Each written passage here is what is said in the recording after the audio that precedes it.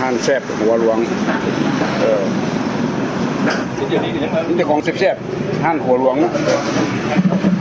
ลืมซื้อห่านแล้วโทษพี่เอาสายต่ออยู่ด้านนี้มีแต่ห่านนี่เจ้าของแซ่บเฟอแซ่บมาว่ะวันนี้กินข้าวเปียกกินเฟอแล้วเลยยังสิสั่งข้าวเปียกอีกนี่ละห่านเพิ่นนี่เด้อห่านเฟอแซ่บแม่จันมานี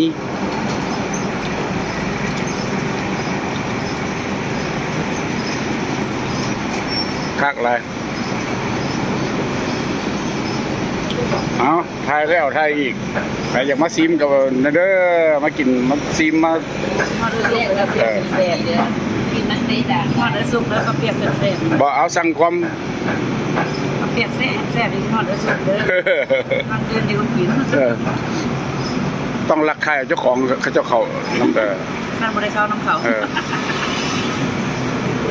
โอเค